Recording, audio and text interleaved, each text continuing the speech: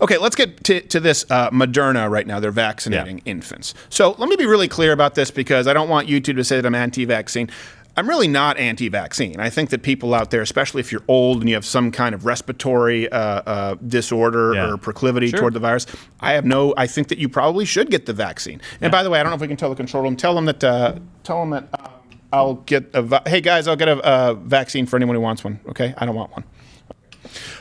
We're still waiting. Just to make sure. Willing to pay. No one here is wanting to get the vaccine. So not anti-vaccination. However, there is a risk reward that needs to come in if you are in certain age groups, right? Just like with the virus and staying home and lockdown and quarantining. What's the risk reward? But now Moderna has been actually vaccinating children. And look, we all know how the crazy COVID policies have impacted the lives of children across this country. I think that's something that people, we talk about it, but those in the media don't talk about enough at all. 1, 2, 3, 4. I always think of The Fly. Except the fly's less gross. They're walking backwards for some reason. It's a dance. Spirit Airlines refused to let their autistic son fly because he wouldn't wear a mask. Come on. We have flown multiple times with our son. That looks like real bad news for everyone else on the plane.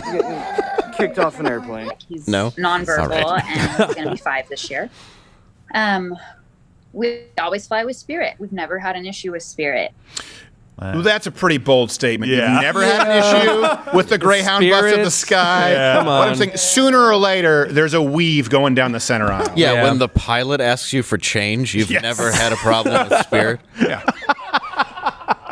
Oh, you want a seatbelt? Oh, that'll be extra. That'll be $16. I mean, did you just spit on me? That'll be $5. Listen, I don't think you want any problems because we have 2/3 of the WNBA on this plane. That kid was kicked off. A 5-year-old with autism kicked off for not wearing a mask. How does that apply to the elites? I mean, how does that? Yeah, how's it? Oh, no! Hey. Well, I guess there's the Herman Munster exemption. He's a hero. He was you can't thinking say about that. climate change, though, and so you have to do that without a mask. He's mentally it's thinking necessary. about stuff. I was on this plane this week coming back from Phoenix, Arizona, and there was a guy next to me whose mask was drifting down. He was kind of drunk, and he was talking to me, and he was a very nice guy. Yeah. Hi, John, by the way. Hi, John from Fort Worth. And, by the way, hi, Taz. Taz was a guy in Phoenix who was a fan of the show. So anyway, his mask is drifting down. The lady comes up the what do we say now? Stewardess? Flight attendant. Yeah, okay. I'll go with Sweet Cheeks. So she comes up and she says, "Hey, sir, your mask keeps drifting down." And then after that, he goes, "Yeah, I think you had a Bacardi and Coke." He goes, "I'll have a Bacardi and Coke." And I wasn't really thirsty, so I didn't get anything. So then the same lady brings him a Bacardi and Coke, and he takes his mask off. I'm like, "Oh, I don't know, be careful. She might give you crap." He goes, "Oh, no, it's okay now because they got a drink." I said, "What?" And the lady walks by and doesn't say a word. She doesn't say a word. And I said, "Well, I think I'll have a drink." So when people say it's common sense to wear a mask, I saw several people at the airport in double mask. I saw one guy with the double mask and the Golden Corral sneeze shield. Yes. Okay, double mask sneeze shield. And then he takes his masks off to eat an enchilada. If it were Ebola, no one would be out in public. It's not about hypocrisy.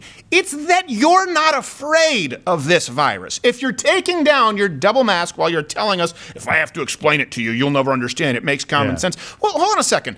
You're pulling it down to eat something at an airport restaurant. You're not afraid of the virus. It's like social currency right now. Yeah. Some people don't want to let this go. It really is. It's like their it's like their World War II for them. It's like their Woodstock. It's their movement. They love the masks. They love the lockdowns. Yep. I wish I loved anything as much as I love these meddling bitches who love masks and lockdowns. We're not anti-vax or anti-mask. We're anti-stupidity. Yeah. And right now, that's all you see with vaccines. Going back to this story, vaccinating kids under 1 year old. Yeah, so this is Moderna. They announced a new vaccine study testing the never-before-used vaccine, mind you. Right. Yeah, hell no.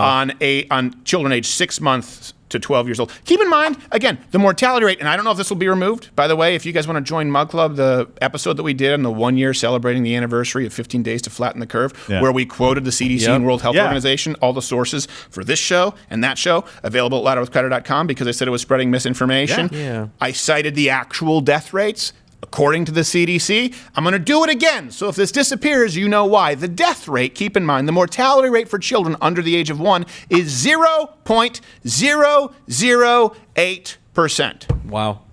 Tiny fraction of a number. Wow. I think it's actually lower than that. That stat that we pulled is a little old. Yeah. You need to pull another one for it. I'm trying to be generous. You are, and that's only the cases that we know of, right? So if you add in all of the other people who have gotten it who never had any symptoms at all, that number goes down drastically. And I think, though, it's because it's easy to get 1-year-olds to wear 2 masks. Yes.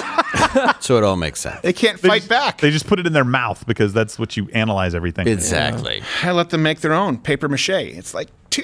That's what I do. The vaccine, by the way, just to be clear as to Asbestos. what it is, it's a never-before-used mRNA technology. I don't really know what that means. But here's what I do know, and here's what you can find, again, according to the CDC. Causes more severe side effects in young people.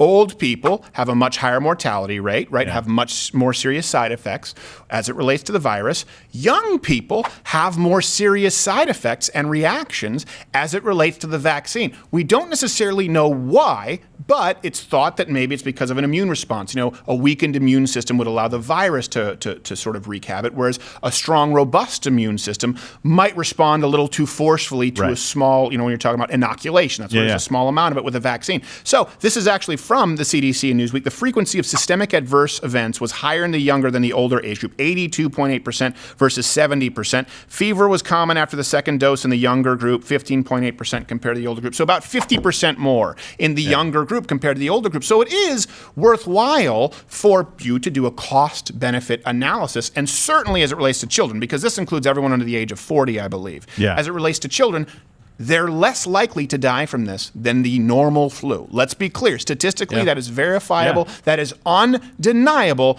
And this vaccine is one. And I'm not saying that there's some conspiracy to turn your kids into an upstairs falling dummy. What I am saying is there are a lot of questions that haven't been answered. And the questions that have been answered is, with your kid, if you do nothing, what will happen? They'll be fine. Yeah. Absolutely, and we have a number of us have kids in here that are in this age group. Which ones of you are saying, yeah, for something that has almost no impact on my child, right? There's under 17 deaths, I think in the United States is like 246 total, and that's everybody who just happened to have COVID and died at the same time. Right. Yeah, serious other conditions. Right, under 17. So which one of you is willing? I have a 7-month-old son. Which one of you is willing to put your 7-month-old son in a trial for something that will likely never impact them, even if they get it? Only if it's the super serum. Yeah. Or it could be like Well, I Chris definitely. Evans. I think you could argue that old people have a high mortality rate also. Yeah, In general. In general. It's on a Tuesday, so I don't know what it is, You know? but but I would not want to. I'm completely today. pro-vaccine. I'll say that. Sure. Yeah. I'm not Jenny McCarthy, No.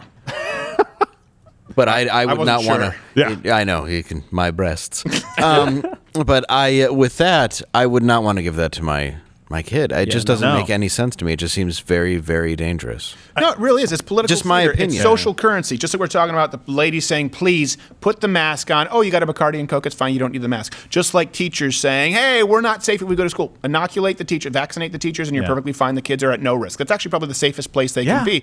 It's teachers unions wanting to say, why don't you care about our lives?